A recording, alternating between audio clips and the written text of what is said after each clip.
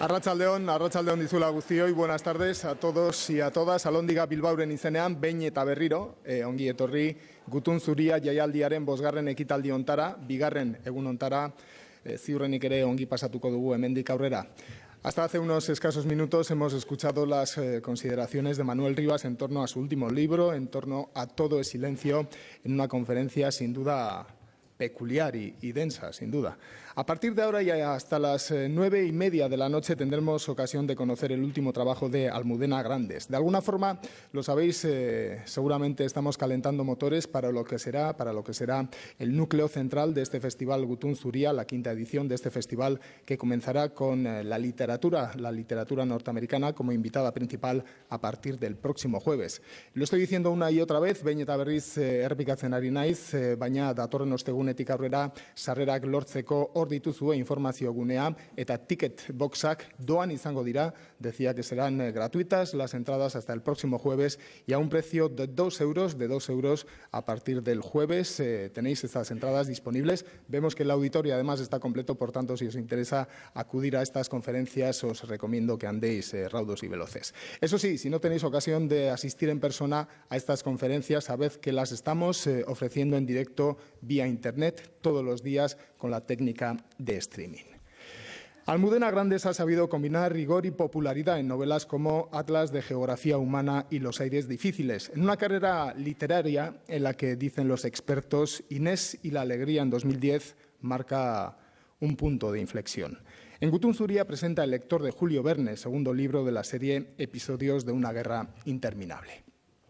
Si no habéis estado presentes en las sesiones anteriores, sabed que en la parte final, más o menos en los últimos 15 minutos, tendréis ocasión de hacerle preguntas directas a la propia Almudena, que las responderá viva voce, sin ningún tipo de problema. Por tanto, le podéis hacer llegar tanto preguntas como consideraciones en torno a su forma de escribir, en torno a su literatura, sin ningún tipo de problema, con total libertad. Ondoren gainera, bere agerraldiaren ondoren, hemen auditorio honen kanpoaldean, bere azken liburuaren sinadurak eskainiko ditu, beraz, liburuak eskura badituzue, berak, Almudena Grandes berak, sinatuko ditu zuzenean. Sin más, demos la bienvenida a Almudena Grandes.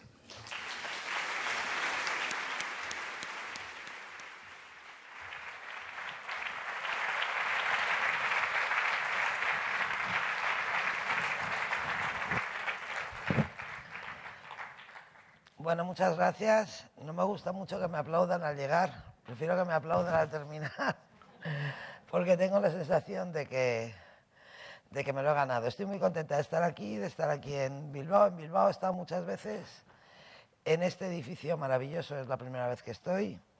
Me parece un lugar y una ocasión estupenda para volver a encontrarme con mis lectores bilbaínos. Y, bueno, voy a sacarme el reloj primero para no pasarme de tiempo. Voy a contaros un poco el origen de mi última novela y de qué trata mi última novela, El lector de Julio Verne, que es, como algunos, espero que bastantes de vosotros ya sabréis, la segunda entrega de una serie que se titula Episodios de una guerra interminable y que trata de contar 25 años de la posguerra española, desde el año 39 hasta el año 64. Yo siempre escribo a partir de una imagen y lo he contado muchas veces.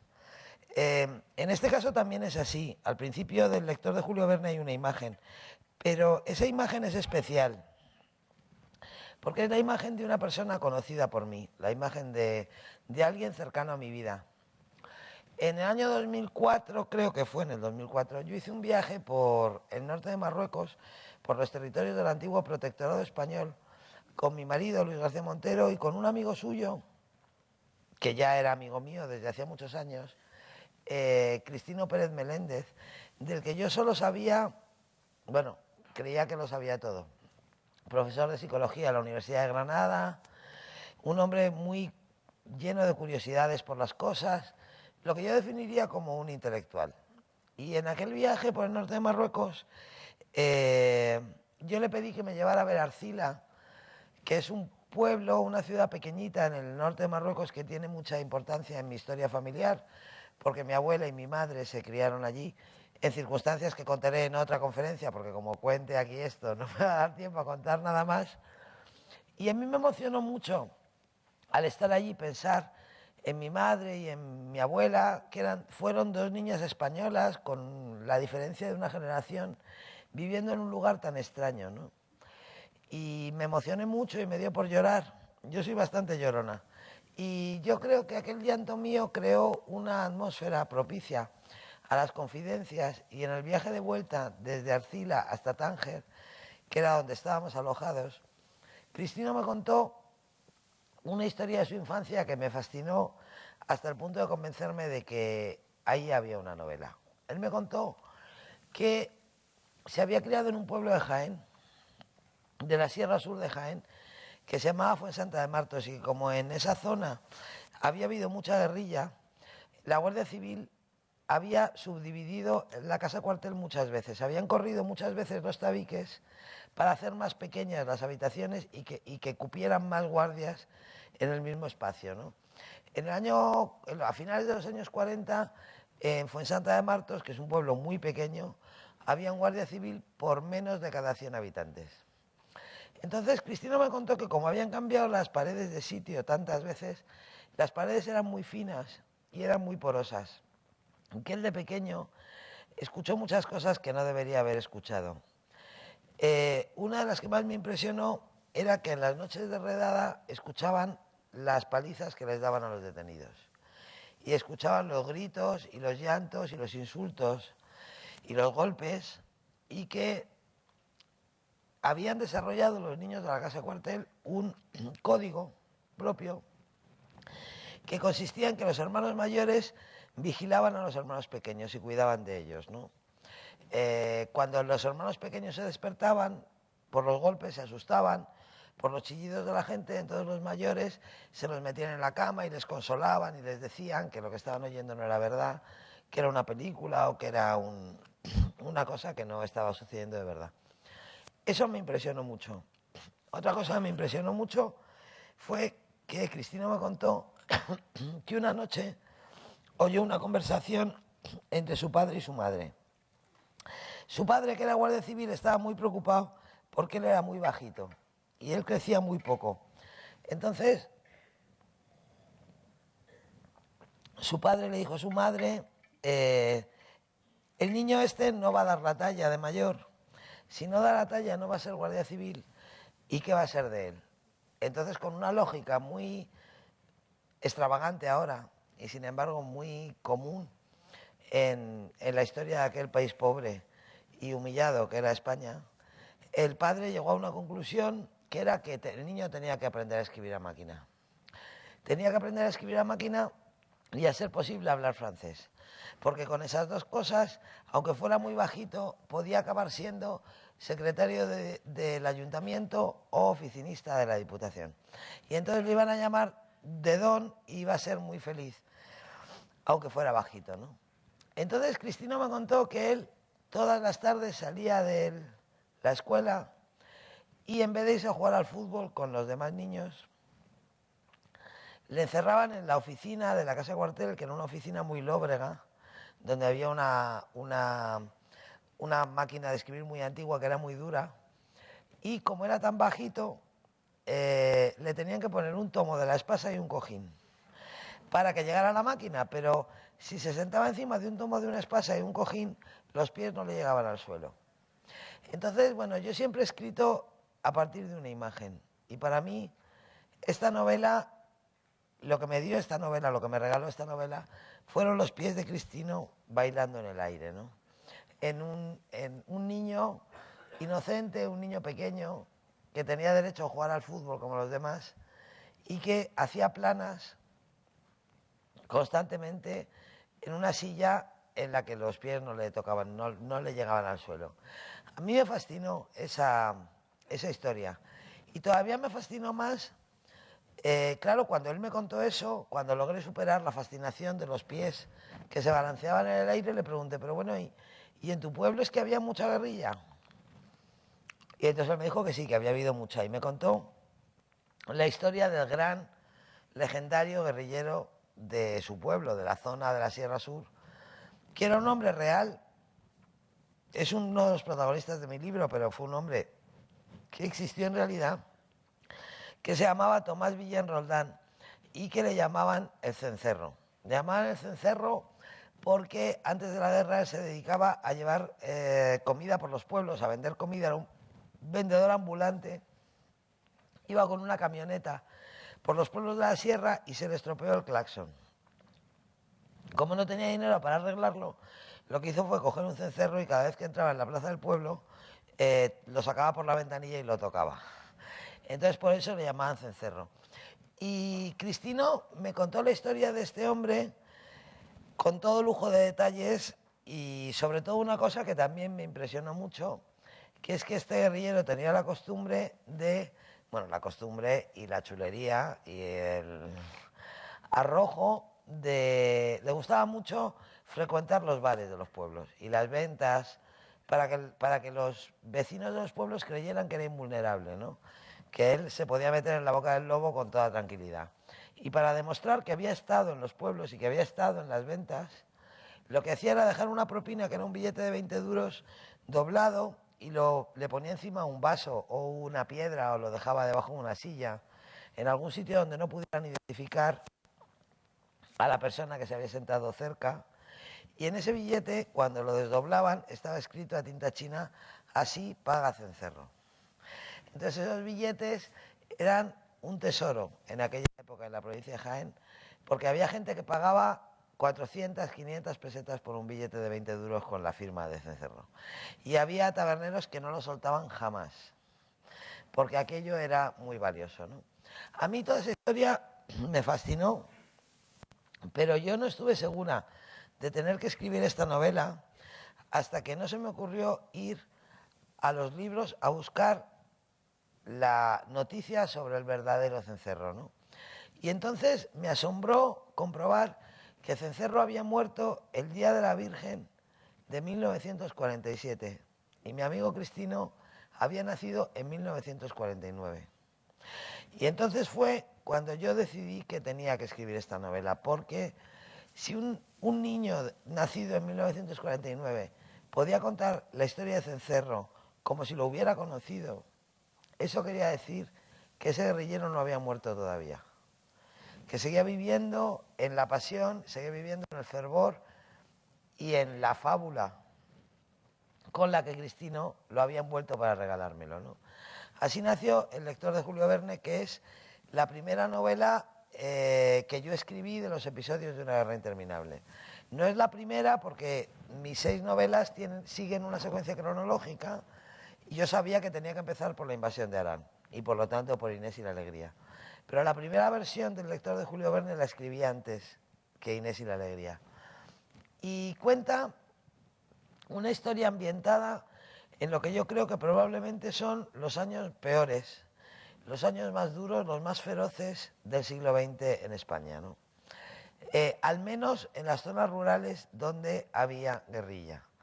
Porque hasta 1946, hasta diciembre del 46, cuando la ONU se pronuncia con una condena tremendamente pálida del franquismo, pero en diciembre del 46 el Consejo General de Naciones Unidas se reúne y acuerda no intervenir en España, ¿no? Entonces hacen una condena aparentemente dura, pero que en la práctica no servía para nada.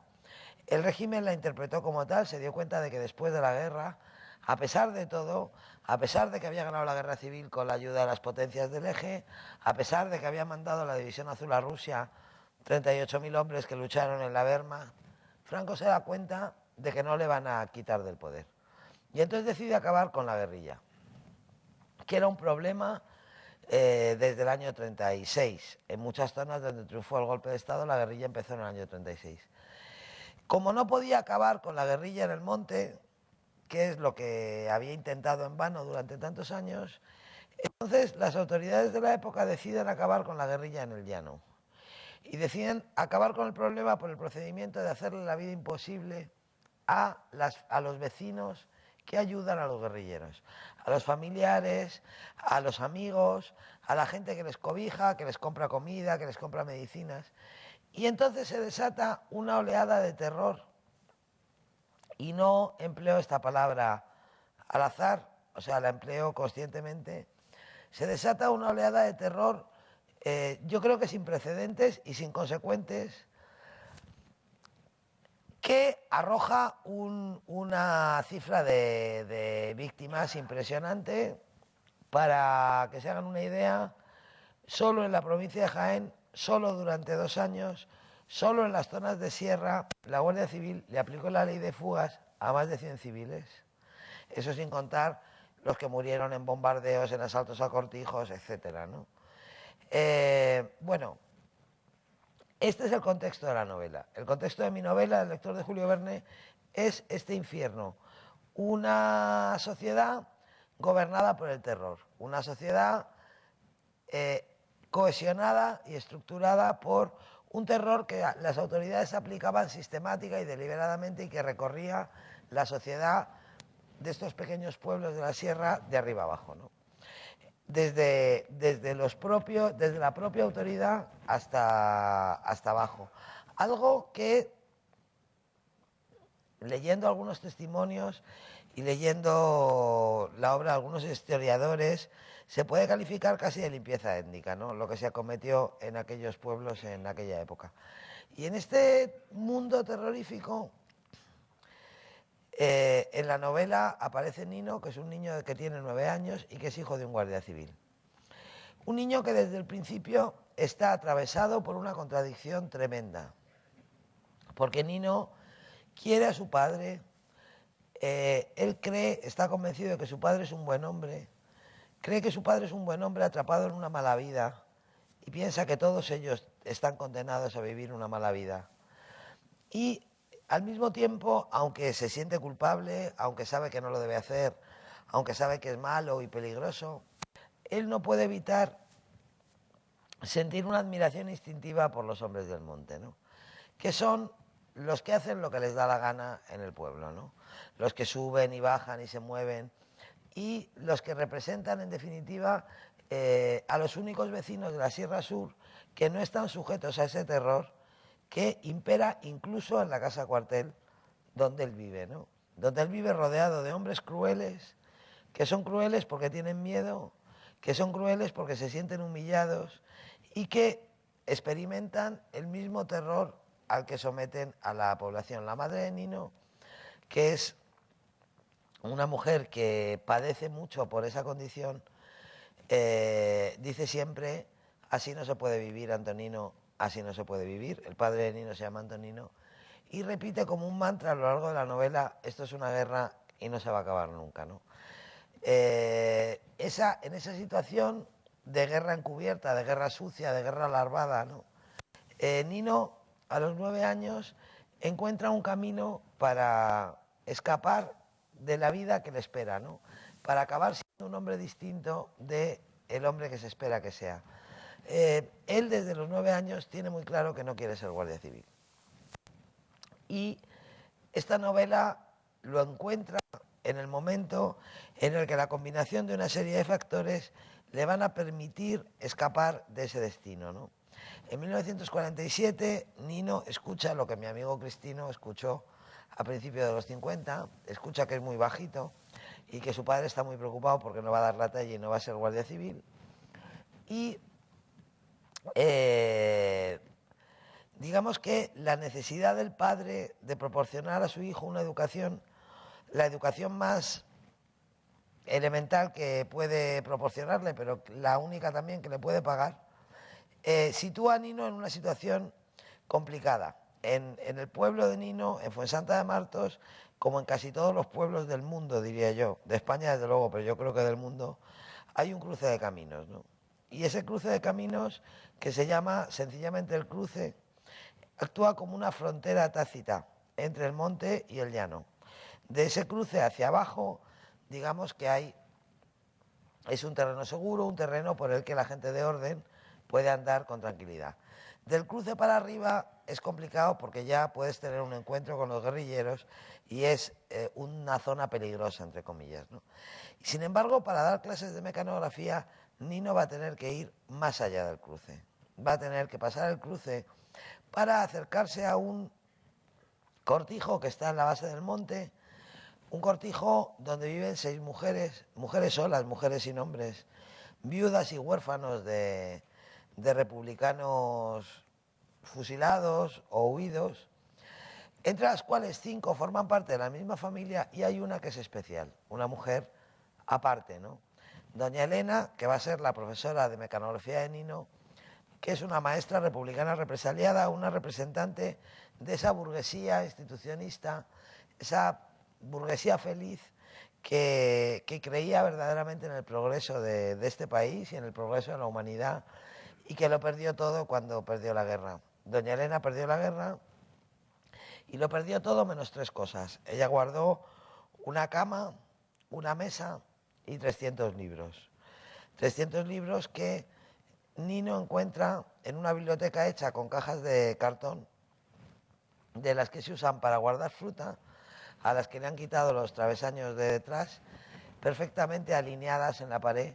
300 libros entre los que hay 15 novelas de Julio Verne, porque cuando desmonta su casa de Carmona, cuando tiene que venderlo todo y huir de su pueblo, doña Elena salva solamente los libros de su vida, los libros que le han gustado desde que era una niña hasta que se ha convertido en la mujer que es. Y Julio Verne había sido uno de sus autores favoritos de niñez. Entonces Nino llega a esa casa, una casa que está en un territorio prohibido, más allá del cruce, en un cortijo de rojos, y encuentra una biblioteca que a él le parece, pues yo qué sé, como la Biblioteca de Alejandría, ¿no? Una cantidad de libros tan grande como él jamás habría pensado que pudiera tener una sola persona. Ese hallazgo le impresiona tanto que le dice a doña Elena, le pregunta, le dice, usted debe ser muy feliz, ¿no? Y doña Elena, que ha tenido una vida dura y que ha probado muchas amarguras en los últimos años, le dice, no, no soy muy feliz. ¿Por qué lo dices? Dice Nino, no sé, teniendo tantos libros. Para Nino esos libros son una contraseña de la luz, de la felicidad, y acaban resultando exactamente eso. En la biblioteca de doña Elena hay 15 novelas de Julio Verne y se las va prestando a Nino, que ya ha leído Los hijos del Capitán Grant a través de otra persona fundamental en su vida, ¿no? Que es Pepe el Portugués. Pepe el Portugués es la salvación de un niño condenado a la contradicción entre su padre, al que quiere y no admira, y Cencerro, al que admira pero no puede querer. Pero el Portugués es un hombre de 20 y tantos años, todavía joven y atlético, que le enseña a Nino cosas importantísimas. Por ejemplo, que las camisas no hay que plancharlas, sino colocarlas estiradas con mucho cuidado debajo del colchón y dormir encima. Porque si duermes encima, no hace falta plancharlas después. O, por ejemplo, que un hombre que vive solo, si tiene muy pocas cosas y las tiene muy bien ordenadas, no tiene que limpiar. Porque en una casa donde hay muy pocas cosas y están muy ordenadas, no hay que limpiar nada, ¿no? Pepe el Portugués es un señor, un chico, ¿no? Que sabe dónde están las pozas donde hay más cangrejos, dónde se pescan las truchas más gordas, cómo se hacen los mejores bocadillos, dónde encontrar higos cuando sus higueras van atrasadas. Y Pepe el Portugués encarna, en definitiva, el modelo del hombre en quien Nino quiere convertirse, porque la vida de Pepe representa la única libertad posible en un lugar donde la libertad no existe. Pepe representa la libertad y la posibilidad de vivir según las propias reglas dentro de la sociedad. Nino, que admira a Cencerro, que dice, él cuando piensa en Cencerro dice que le admira, pero que no cambiaría su vida por la suya, porque es consciente de las privaciones, del frío que se pasa en invierno, del calor que se pasa en verano, del miedo, del cansancio.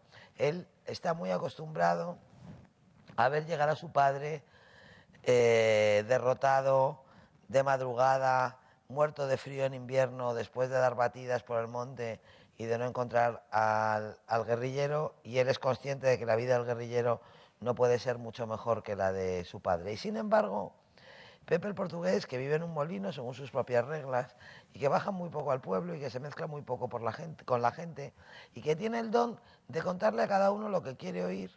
Y un don todavía más importante, y es que Nino se da cuenta de que Pepe tiene el don de hacer hablar a la gente. Porque cuando están los dos juntos, él cree que han estado hablando los dos. Pero luego piensa, ¿qué sabe de su amigo? ¿Qué cosas le ha sacado? Y se da cuenta de que Pepe no le ha contado nada, que le ha tenido hablando horas enteras sin contarle nada, ¿no? Entonces, bueno, pues Pepe, ese amigo mayor que tienen algunos niños, igual que niñas que tienen amigas mayores, que se convierten en modelos para la edad adulta, pues es un poco el espejo de la libertad posible y la felicidad posible para un niño condenado a vivir una vida que detesta y condenado, que aparentemente está condenado a apreciar unas cosas que no aprecia y a comprender una lógica que le repugna, ¿no? Este es el principio del lector de Julio Verne, que es una novela de aventuras,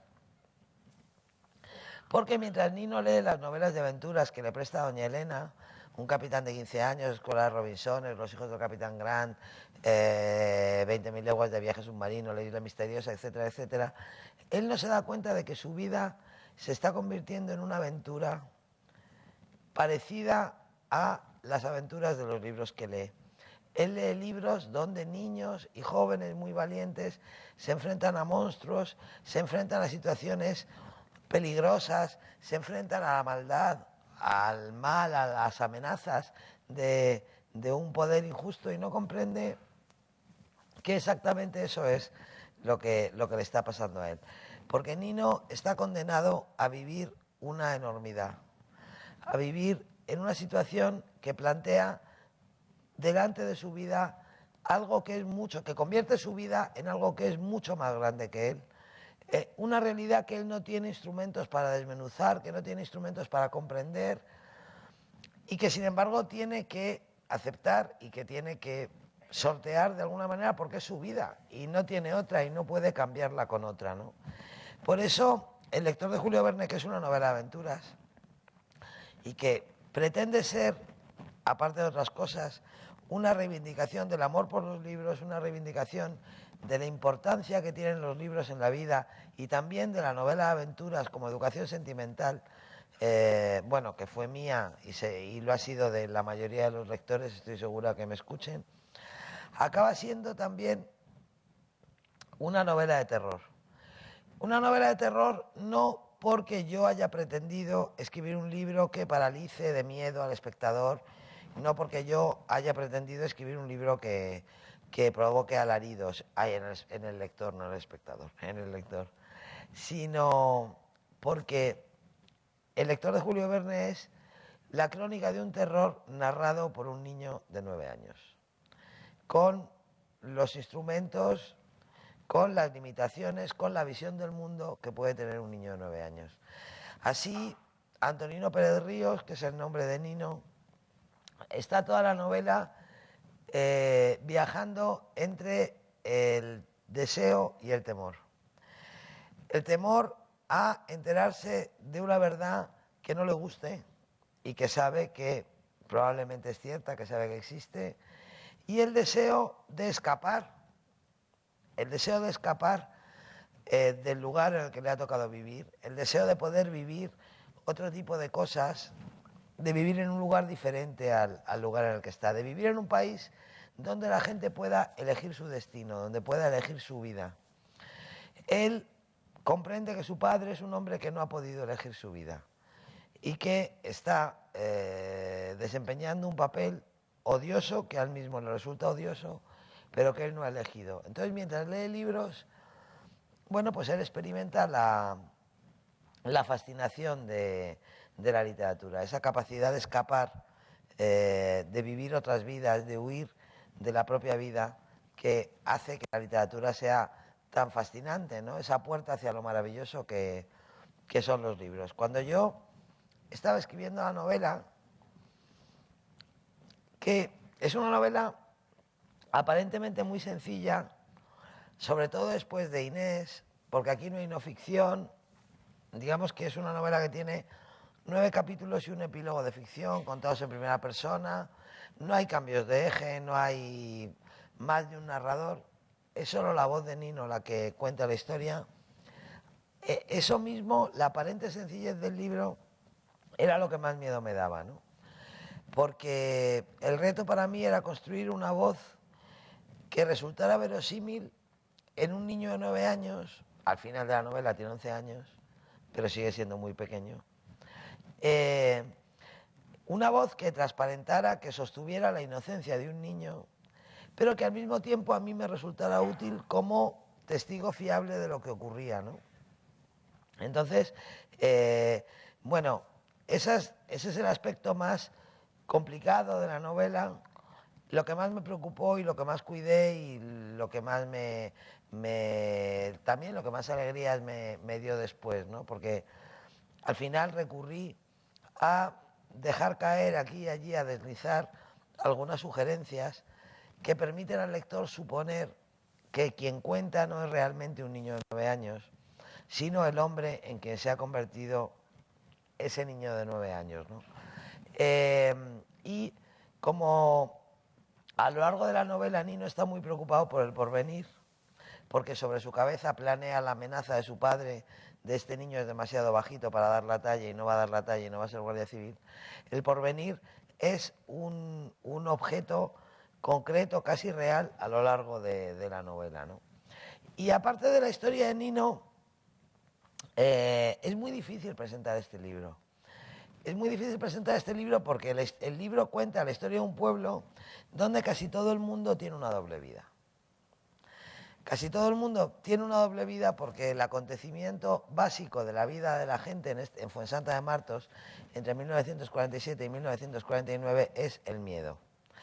Nino cuenta cómo en su pueblo, cómo cambiaba el día de la noche, cómo cuando salía el sol los vecinos se sentían seguros porque de día no podía pasar nada muy grave, cómo con la noche llegaba el pánico y las familias que no dormían cada vez que se oían pasos en la calle y bueno, cómo de alguna manera la luz del sol creaba una especie de artificio, creaba el artificio de la normalidad en la que los vecinos se saludaban, los niños iban al colegio todos juntos y las mujeres compraban en las tiendas y todo el mundo creaba una especie de simulacro de normalidad que por las noches se rompía. Esa situación es la responsable de que en esta novela casi todo el mundo tenga una doble vida, de que nadie sea sincero y de que el niño vaya descubriendo poco a poco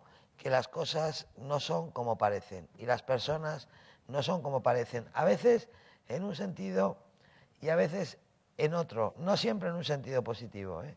No siempre las sorpresas que Nino se lleva son para bien, algunas terribles se las lleva para mal.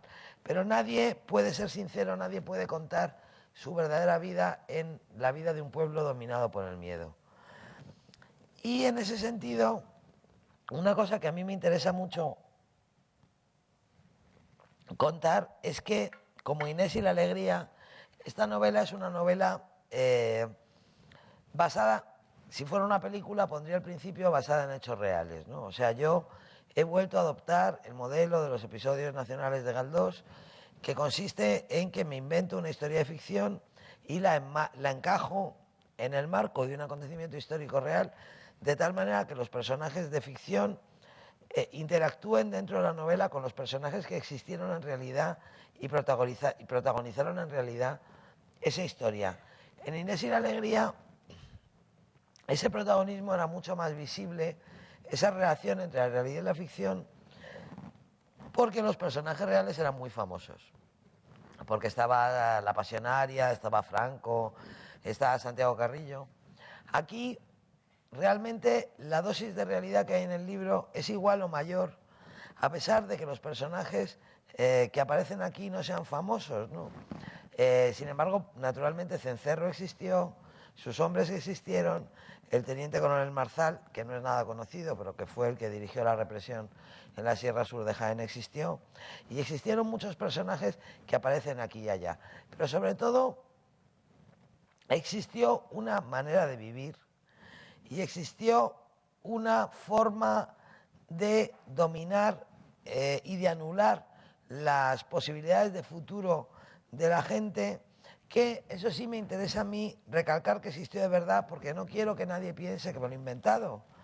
Y claro, hay indicios tan tremendos que parecería que me los he inventado yo.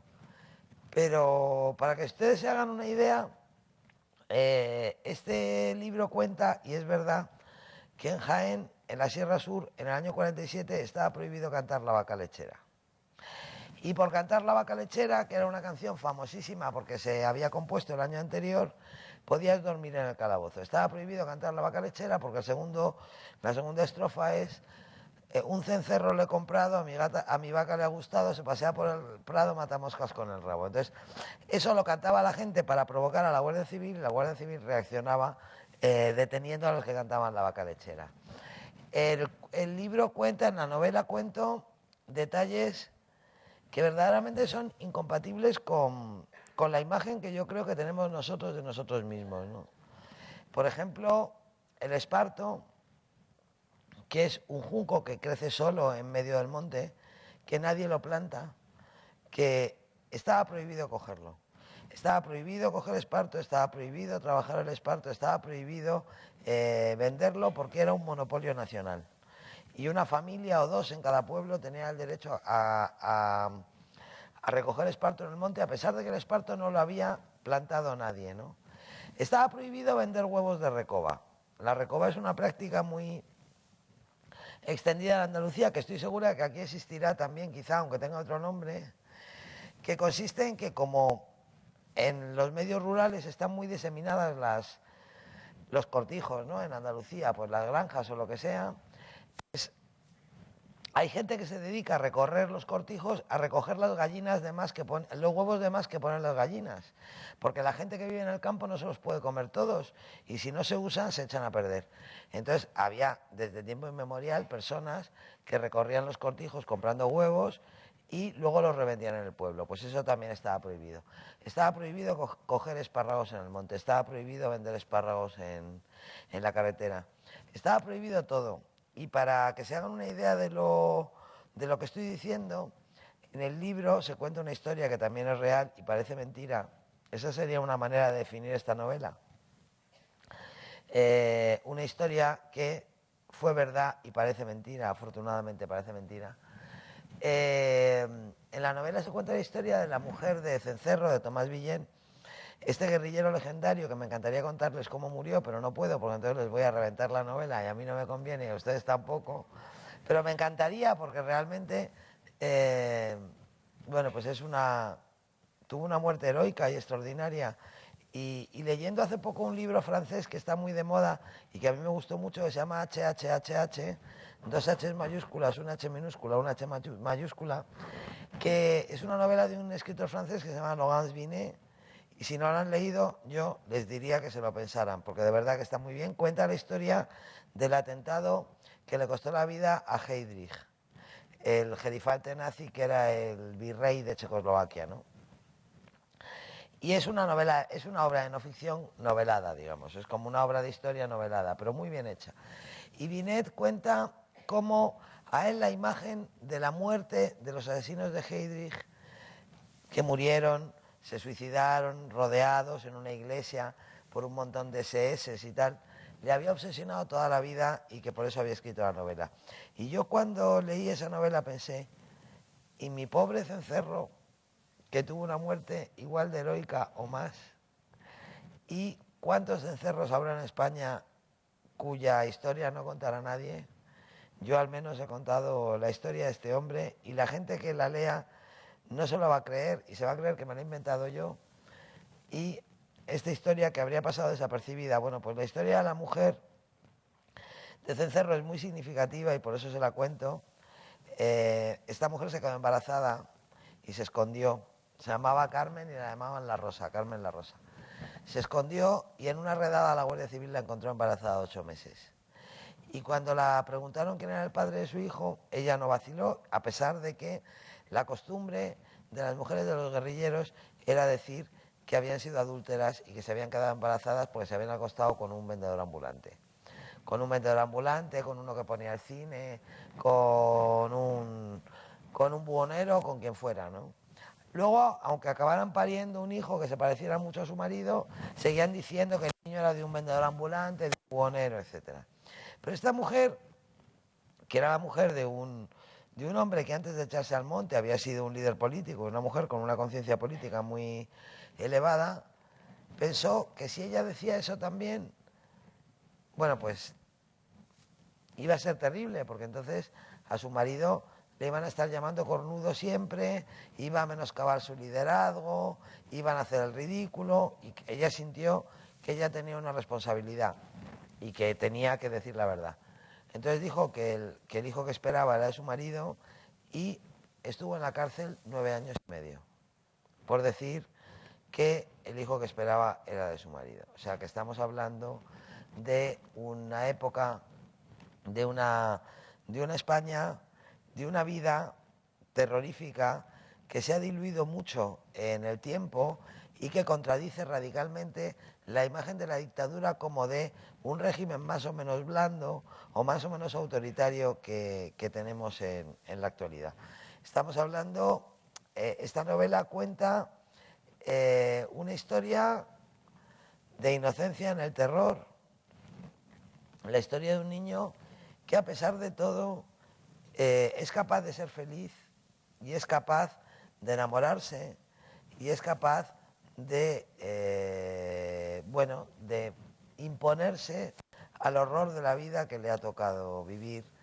Y cuenta una historia que tiene muchos tintes negros y algunos luminosos, porque también cuenta una historia de solidaridad, una historia de lealtad, una historia de generosidad, de gente que no tenía nada y sin tener nada se daba por completo a los demás, de gente que logró sobreponerse a la privación de todo y no solo al terror, sino también al hambre, ¿no? Esta es una novela de lo que se ha llamado después los años del hambre y, sobre todo, una novela también de amor. Hay una cosa que voy a contarles para terminar, por si ustedes quieren hacerme preguntas, si no sigo hablando, que tiene que ver con viene del propio libro. Y a mí me gusta contarlo porque tiene que ver con mi propia historia. Nino, cuando termina de leerse todos los libros de Julio Verne, empieza a leer otros libros. Entre otros, algunos episodios nacionales de Galdós. Los que hayan leído Inés recordarán que Inés leía a Galdós. Nino también lee a Galdós y les anticipo que en todos mis episodios se va a leer a Galdós, que es lo menos que puedo hacer yo por don Benito después de todo lo que don Benito me ha dado a mí en mi vida, ¿no? Entonces, Nino, cuando ya se acostumbra a subir al cortijo, cuando ya ha dejado de leer a Julio Verne porque se ha leído todo y empieza a leer otras cosas, se enamora de la nieta de su profesora de mecanografía, que es una niña pues muy repipi y muy mona y que lleva siempre unos lazos en la cabeza y unos babis de cuadritos que a él le fascinan mucho y que no le gusta leer, una niña a la que no le gusta leer. Elenita era en origen la destinataria de los libros de doña Elena, de los libros de Julio Verne que lee Nino. Su abuela los había llevado consigo para que se los leyera a su nieta, pero a su nieta no le gusta leer. Y cuando Nino se enamora de ella y se hace amigo de ella, empieza a hablar de ella, lo único que le pregunta a Elenita siempre es, ¿pero en esa novela hay chicas? Porque si no hay chicas no hay amor, y si no hay amor a mí no me interesa, porque los libros sin amor me aburren. Entonces el pobre Nino se desgañita explicándole que no pasa nada, que se pueden leer novelas sin amor, que son muy divertidas, hasta que la vida le pone a prueba. Hay un momento terrible en 1949 en la vida de Nino en el que Nino de verdad es consciente de que vive una aventura, en el que tiene que salir por la noche de casa y afrontar un peligro cierto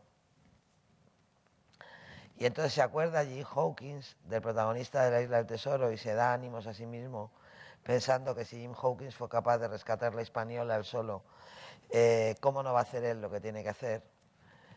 En ese momento en el que Nino es consciente por fin de que él vive en una aventura y de que él es como esos niños de las novelas que lee, comprende otra cosa, comprende que, pensando en La Isla del Tesoro, que todos los libros tratan del amor, que en todos los libros hay amor, y el amor es el tema de todos los libros, aunque el amor, dice él, sea la lealtad de un niño por un pirata mentiroso con un loro en el hombro, ¿no? Ese es un poco el mensaje último de la novela, que es una novela de aventuras, una novela de terror, pero que también es una novela de amor por los libros, de lealtad a los amigos y de amor por los modelos, por los ídolos de una vida. Y yo me voy a parar aquí porque voy a cumplir mi horario para ver si ustedes me quieren hacer preguntas. Y bueno, no les veo porque están ustedes... Ah, sí, ahora ya les veo. Ahora ya les veo. Son muchos y no sé si querrán hacerme preguntas. Creo que hay micrófonos. Aquí hay preguntas. Menos mal, porque si no, después de esto del amor ya no sé, no habría sabido qué decir. El que Nino, que es el hijo de un guardia civil, termine yendo a recibir clases de mecanografía en la casa de una mujer republicana. Es como si existiese de alguna manera una brecha que diera paso a una reconciliación en dos mundos que parece que estaban condenados a estar enfrentados y odiarse hasta que todos sus testigos hubieran sido extinguidos, ¿no? Entonces eso es... porque a mí todo el rato que ha estado usted contando me llamaba mucho la atención, ¿no? El superar el cruce, el llegar hasta su cortijo. Bueno, a ver, yo cuando escribí esta novela, bueno, a mí en general, en todas las novelas, pero eso me pasa a mí también como lectora de novelas de los demás. Yo creo, a mí los malos, malísimos, no me interesan porque no me dan miedo. Como lectora y como escritora. O sea, crear una persona tan mala, tan mala, tan mala, que no quiera a nadie, que no necesite que le quiera a nadie, ni siquiera un perro, ni siquiera a su abuela, ni siquiera... que no tenga absolutamente ninguna luz, que no le guste la música, que no le gusten los libros. A mí me parece que es un error, porque esos malos no dan miedo. A mí por lo menos no me dan miedo, ¿no? Un malo malísimo que solamente viva en la oscuridad me parece una caricatura de ser humano y por lo tanto, como no me parece real, no me da miedo. A mí me dan miedo, mucho miedo, los malos capaces de llorar, como el asesino noruego este de hoy. Eso da miedo. Eso da miedo. Un tío que es capaz de llorar después de haber hecho lo que ha hecho. Y que es capaz de mirar a sus víctimas a los ojos, pero que luego se sensibiliza y se reblandece y se le saltan las lágrimas, ¿no? Esa es mi convicción, y como escritora no me interesa nada crear malos absolutos. Prefiero crear malos como Michelin. A usted que ha leído la novela se lo cuento, no lo cuento nada más, ¿no? Pero en la novela hay un personaje que es como un pobre hombre. Un calzonazo es manejado por su mujer. Y al final, el peor de todos es él, ¿no? Bueno, yo creo que probablemente la vida es así, la vida funciona de esa manera. Yo no puedo contar mucho del pasado del padre de Nino, porque entonces reventaría la novela. Ya digo que presentar esta novela es muy complicado, porque como todos los personajes tienen 2 o 3 vidas, es muy complicado contar sin reventarle la novela a los que no la han leído, ¿no? Pero a mí me interesa mucho más esa idea de un hombre que podría haber sido mucho mejor si hubiera tenido una vida distinta, ¿no? Que es lo que le pasa al padre de Nino.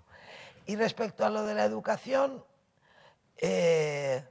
bueno, la Guardia Civil en aquel momento, al menos en Jaén, en aquel pueblo, yo me imagino que en toda España, tenía muchísimo poder pero no tenía dinero. Los guardias civiles eran muy temibles, eran muy poderosos, pero no ganaban un sueldo bueno, ¿no? Tenían, eso sí, muchas ventajas, todas. Eso me lo contaba a mí mi amigo Cristino, ¿no? Cómo era difícil ser hijo de un guardia civil en un pueblo como el suyo, primero por la parte cruenta de la represión física que había ejercido la Guardia Civil. Y luego porque hasta si no te tocaba esa, te tocaba la injusticia y la arbitrariedad de que los hijos de los guardias civiles no pagaran en los cacharritos de la feria, de que entraran gratis al cine, de que entraran gratis al circo, de que los campesinos dejaran melones en la puerta de la casa cuartel, en fin, todo ese rollo, ¿no? Pero la teoría que de alguna manera sustenta la novela es que las dictaduras son regímenes viles. Y los regímenes viles envilecen a sus súbditos, ¿no? Como norma general. Un régimen vil envilece a la gente. Y, sin embargo, para un guardia civil pobre, preocupado de verdad, sinceramente, por el futuro de su hijo, incluso en esas circunstancias, yo creo que correr el riesgo personal de que su hijo fuera más allá del cruce a recibir clases de mecanografía es comprensible, ¿no? Era como el esfuerzo, como el sacrificio que podía hacer el padre. La novela se mueve en esa ambigüedad todo el tiempo. Bueno, porque yo creo que en situaciones tan duras como esa, bueno, pues se producen este tipo de cuestiones, ¿no? No sé, a lo mejor hay gente que espera que en la novela haya unos malos malísimos y unos buenos buenísimos, pero yo creo que la vida es mucho más compleja y que era mucho más rico contar la cosa desde prismas más oblicuos, ¿no? Porque yo sí creo, eso sí, yo sí creo que en una situación como esta, incluso me van a permitir, yo creo que en la Guerra Civil Española sí se puede hablar del bien y del mal, yo lo creo, verdaderamente, ¿no? O sea, viviendo en una democracia, teniendo en cuenta los valores de la Constitución que nos hemos otorgado a nosotros mismos, teniendo en cuenta el concepto que los españoles tenemos de lo que es la convivencia democrática, los valores cívicos, de lo que es ético y de lo que no lo es, creo que efectivamente hay ideas que se acercan al bien, ideas que se acercan al mal. Pero como para mí eso está clarísimo, para mí, yo creo, para la Sala Segunda del Tribunal Supremo no, pero para mí eso está clarísimo. Entonces, como para mí eso está clarísimo, yo hace tiempo decidí que yo no iba a dar explicaciones. Yo iba a ser como alemana. O sea, a los alemanes nadie les diría nunca, ¿por qué no escribe usted una novela sobre lo bueno que era Goebbels? O sea que yo voy a asumir que eso ya no lo tengo que explicar. Y me interesa mucho más contar historias personales, analizar a personas aisladas, a personas pequeñas, en ese contexto, que hacer panfletos. Porque creo que de verdad es que ya se ha acabado la época de los panfletos, de verdad, ¿eh? O sea, aunque haya gente que no lo crea, aunque haya gente que no lo entienda, aquí hubo un bando que eran demócratas y un bando que eran fascistas y se acabó, y no hay más. Bueno, era muy fácil. Esto es lo mínimo que se puede decir. Hay una señora ahí rubia. Lo bueno de estar aquí es que tengo una panorámica espectacular. Sí, de lejos sí, pero para leer necesito gafas, no te creas. Hola, buenas noches. Cuando acabaste bueno, te trato de tú, ¿eh? Cuando acabaste Por favor. Cuando acabaste la novela, antes de publicarla, se la enseñaste a tu amigo y ¿qué te dijo? ¿Y tuviste que cambiar algo? ¿Fue todo exactamente como Eso es muy bonito. ¿Eh? Eso es muy bonito lo que me preguntas. Mira, cuando acabé la novela, antes de publicarla, se la enseñé a mi amigo y mi amigo, con muchísimo cuidado, para no ofenderme, me dijo: tú eres una chica de ciudad y tú no sabes cómo eran las cosas. Y lo que me corrigió fueron tonterías. Por ejemplo, en la primera versión, la madre tenía un horno en su casa y metía y sacaba cosas del horno. Y Cristina me dijo: en mi pueblo había solo el horno del panadero. Y había que llevarle las cosas al panadero y recogerlas. Cuando yo escribí la primera versión de la novela, Cuello Duro, el tabernero del pueblo, en un momento dado, cuando iba a filo, en un momento dado que iban 3 mujeres a verles, les ponía unos croissants y se los regalaba. Y me dijo, Cristina, en mi pueblo, en los años 40, el croissant, o sea... Y entonces yo le dije, bueno, ¿y qué les podía dar? Y decían, nada, un café con leche. Y yo decía, pero bueno, ¿y en tu pueblo no había nada? Decía, no, es que en mi pueblo no. Y luego ya me dijo, bueno, si es cerca de Navidad, lo que sí podía hacer era sacar los mantecados que hacía su mujer para la familia y ponerle uno a cada una. Pero ese tipo de cosas sí me las corrigió mucho. Por ejemplo, en la primera versión, Nino, en un momento dado, invita a Elenita a churros. Bueno, pues al principio le invitaba a merendar en un café y me dijo mi amigo, tú estás loca de la cabeza. Eso es de Madrid, no puede ser. Ese tipo de cosas me las corrigió muchas cosas de esas. Y sin embargo me dijo cosas que me hicieron muy feliz, porque todas esas cosas las pude cambiar sin problemas, ¿no?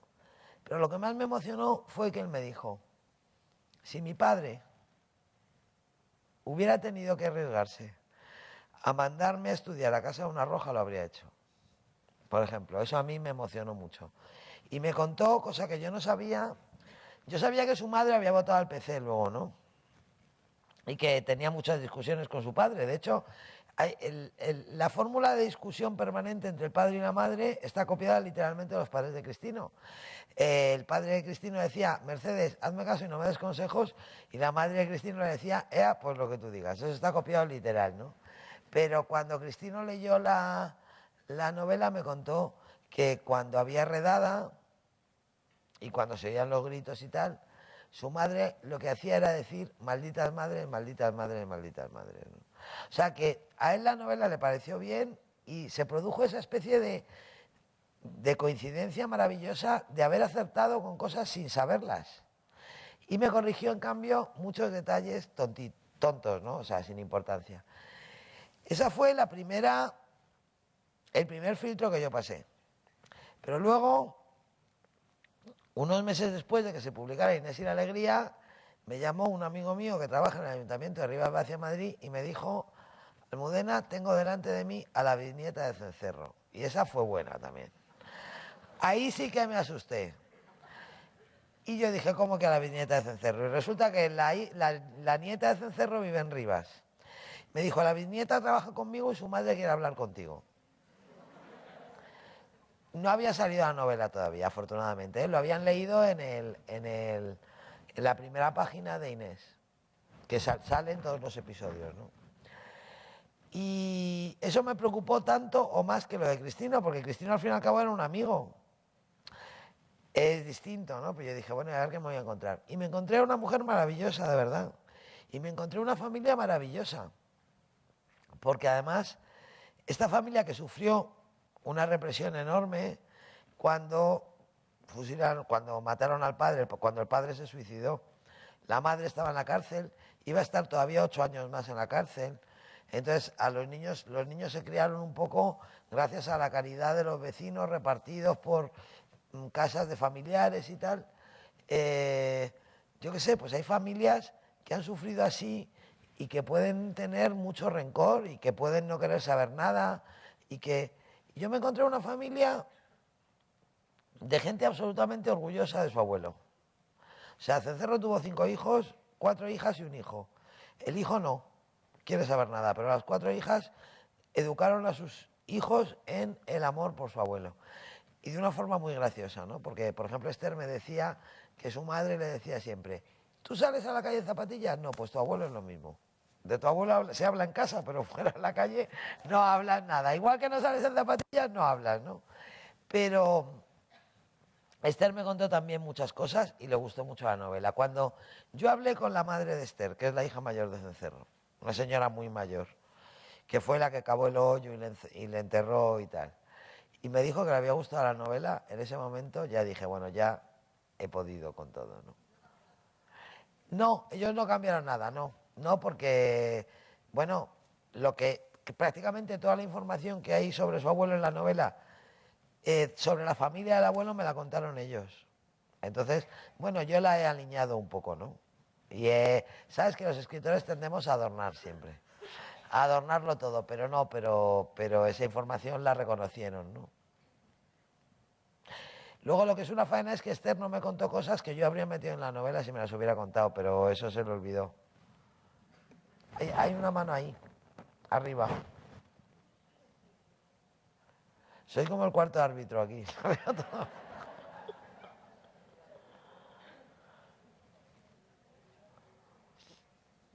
Bueno, ha sido un placer escucharte porque qué verbo más fluido. Bueno, Bueno, has dicho esto se acabó y yo tengo la sensación de que aquí hay muchas familias que hablan con orgullo de sus padres, de sus madres, ¿no? Porque todavía hay muchas familias que viven la represión muy fuerte y que tienen gente, muchas familias que tienen a alguien en la cárcel y quizá podría ser interesante no contar que Goebbels nació y murió, sino que Goebbels vive, ¿no? Aquí la semana pasada, la anterior, ha muerto una persona con un pelotazo de goma, ¿no? O sea, para nosotros y nosotras, yo siento que esto no son historias del pasado, sino que son historias muy recientes y muy, muy presentes. sí, lo que pasa es que, claro, esa historia seguramente la tendrán que contar los escritores de aquí, ¿no?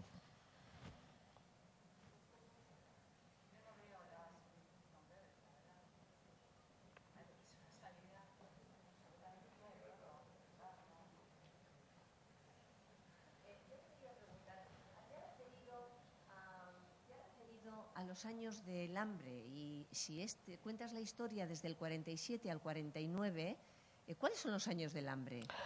Los años del hambre en España fueron los años 40, que era cuando más hambre se pasó. En la posguerra se pasó más hambre que en la guerra. Y en las zonas rurales, en la guerra y en la posguerra, se pasó un poco mejor porque había más recursos, había huertos, había animales, había posibilidad de hacer trueques además. Pero, por ejemplo, en las ciudades, no sé en Bilbao, en Madrid, que es la que controlo más porque yo soy de allí, los peores años fueron el 46, el 47 y el 48. En el 47 en Madrid, en la cartilla de racionamiento, llegó a introducirse como alimento las cáscaras de cacahuete. Y esta novela coincide con esa época, con esos años, ¿no? Con los años del hambre, provocados por que después de la guerra no solamente el país se quedó devastado, sino que también el sistema económico franquista de autarquía cerró, digamos, el país al comercio exterior, en parte porque había un bloqueo, y entonces España tenía que vivir exclusivamente de lo que producía, había muchísima corrupción, los campos estaban muy devastados, y entonces la situación fue de hambre auténtica yo creo que en la segunda mitad de los 40, ¿no? De todas maneras, la cartilla de razonamiento, es que yo creo que es bueno recordar las cosas, porque se nos han olvidado. Las cartillas de racionamiento desaparecieron en el año 53. O sea, hasta el año 53 hubo cartillas de racionamiento. Yo no las he conocido y soy del 46. Pues hubo hasta el 53.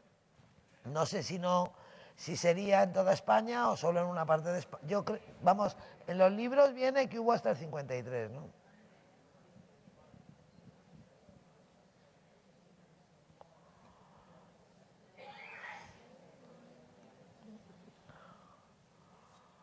Quería preguntarle si, bueno, es una pregunta que no pensaba hacer, pero como te has equivocado y has dicho espectador, Sí. y luego has hablado de imágenes y también de que si fuera película... Bájese un poco el micrófono porque le oigo mal. Sí. Pégaselo más a la boca. Que mientras la escribías o después, ¿ves película en esta novela? Yo es que nunca veo películas. Yo la única vez que pensé que una historia mía podía valer para una película fue cuando escribí Inés, que ya conté en su momento que antes de ser una película fue un guión de antes de ser una novela fue un guión de cine, ¿no? Yo al principio cuando vi a esa mujer, la imagen que me dio a mí la novela era una mujer a caballo con unas rosquillas y con un revólver, yo pensé que eso parecía una escena de un western. Y pensé, voy a escribir un guión de cine. Y esa es la única vez en mi vida que conscientemente he escrito pensando en el cine. Todas las demás novelas que yo no escribo pensando en el cine, aunque siempre parto de imágenes. Y me hace mucha gracia cuando me dicen, no, pero tus novelas están llenas de imágenes y son muy visuales, ¿no? Bueno, pues es que las imágenes son mucho más antiguas que el cine. O sea, la literatura está llena de imágenes desde mucho antes de que el cine existiera. Y yo nunca me planteo que una novela mía vaya al cine. Luego a veces van, a veces no van. La verdad es que tampoco lo entiendo muy bien porque, en teoría, las novelas que se adaptan al cine con más facilidad son novelas cortas, con un solo personaje, que no tienen saltos de tiempo. Y yo he escrito novelas larguísimas, que pasan a lo largo de mucho tiempo, con varias generaciones de la misma familia y me han hecho películas, ¿no? O sea que es imposible saber qué tienen en la cabeza. Ni qué va a pasar.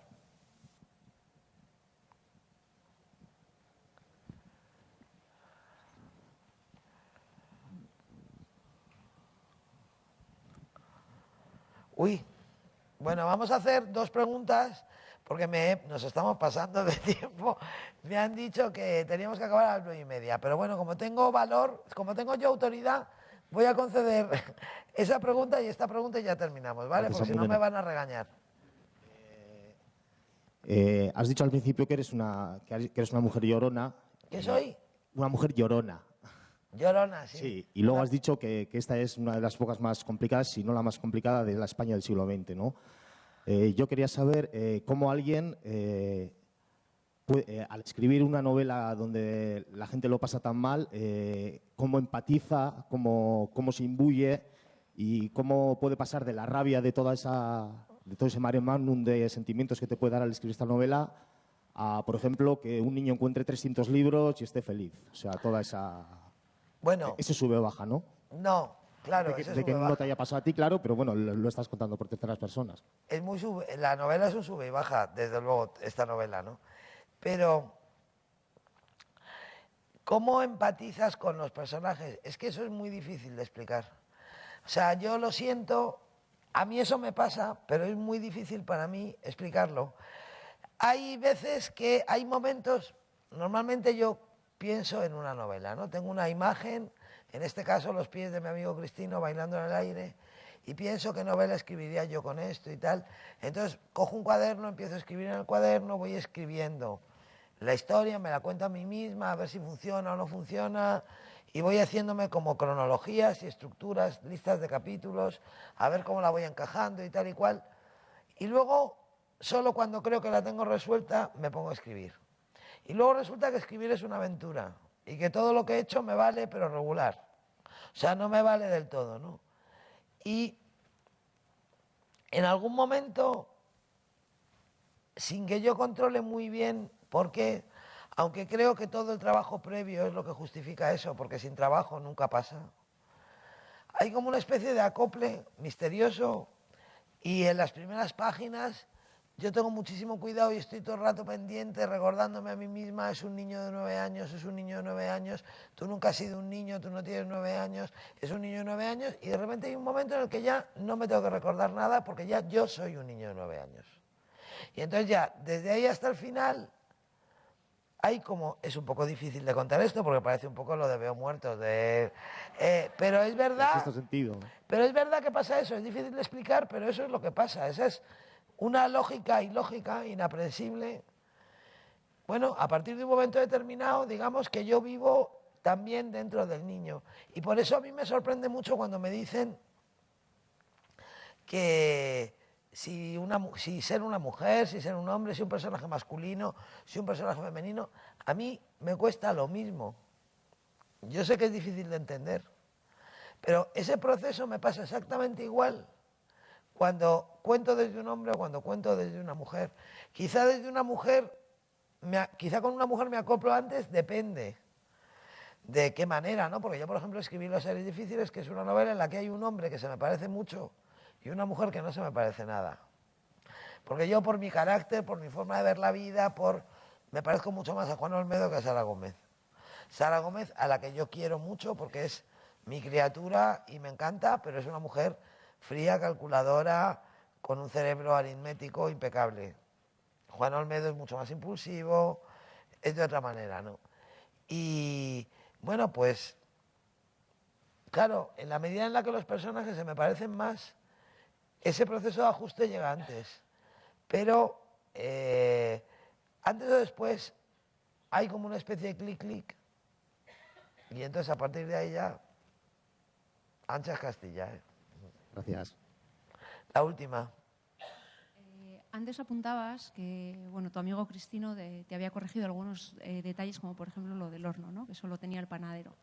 Lo poco que he leído del lector de Julio Verne, hay muchos detalles, pero es que en Inés y la Alegría había infinidad de detalles, ¿no? ¿Cómo es ese trabajo de documentación? Gracias. Bueno, pues esa parte es muy fascinante, sobre todo porque yo soy una novelista, no soy una historiadora, ¿no? Juan Marsé dice que para ser novelista son fundamentales dos condiciones: ser muy cotilla y tener mucha memoria. Ser muy cotilla porque con la vida de uno no vas a ninguna parte, porque con la vida de una sola persona te acabas enseguida. Y tener mucha memoria para almacenar los cotilleos y poder recuperarlos cuando te convienen, porque si no tienes memoria, todo lo que te cuentan se te olvida y adiós, ¿no? Entonces, bueno, yo tengo mucha memoria y soy muy cotilla, pero sobre todo soy muy curiosa, en el sentido de que desde hace muchos años he leído infinidad de libros, infinidad no, muchos libros, sobre el exilio, sobre la guerra, sobre la posguerra, libros de historia, pero también libros de memorias, ficción escrita desde todos los puntos de vista, desde el exilio interior, desde el exilio americano, desde el exilio francés, incluso panfletos franquistas, a Jiménez Caballero, quiero decir, o sea, he leído mucho de todo, ¿no? Y como tengo mucha memoria, yo he ido guardándome pedacitos o hebras. Así tengo los libros, que mi marido, por ejemplo, que los cuida mucho, dice que mis libros le da asco verlos, porque los tengo llenos de picos doblados y de post-its de colores, y subrayados, y bueno, y hechos un asco, ¿no? Porque necesito luego ir a buscar. Tengo una idea vaga de dónde tengo yo, de dónde he oído algo que me conviene, y luego voy a buscarlo, ¿no? Entonces, más que un proceso exhaustivo, que es imposible, porque el detalle precisamente no lo puedes buscar así sistemáticamente, ¿no? Esa documentación es el resultado de un fervor que me dura años de leer y de mi buena memoria, ¿no? Ayer, por ejemplo, y esto es bueno para terminar, una amiga, una técnica de cultura del Ayuntamiento de Getafe, a donde fui a presentar la novela, me regaló un detalle precioso para mi última novela, que es la que termina en Eibar, ¿no? Que empieza en Extremadura y empieza con un topo. Y ella me contó, sin darse cuenta de lo que me estaba regalando, que su familia tenía una cueva en Guadix y vivían en una cueva y que escondían a gente y que era un escondite buenísimo porque lo que había era una habitación escondida detrás del horno. Entonces apagaban el horno, se metía el que fuera y luego encendían el horno y llegaba la Guardia Civil y decía, ¿podemos registrar? Y decían, registre. Claro, como el horno estaba ardiendo, pues que iban a registrar. Entonces el otro estaba detrás y no se veía nada, porque había una placa de piedra encajada y detrás. Y se volvían locos porque sabían que escondían a gente, pero no sabían dónde, ¿no? Bueno, pues si yo no tuviera la memoria que tengo, en el 2017, cuando empiece esa novela, se me habría olvidado. Pero como por fortuna tengo la memoria que tengo, en el 2017 meteré a mi topo Mariano detrás del horno de casa de su hermano. Muchas gracias.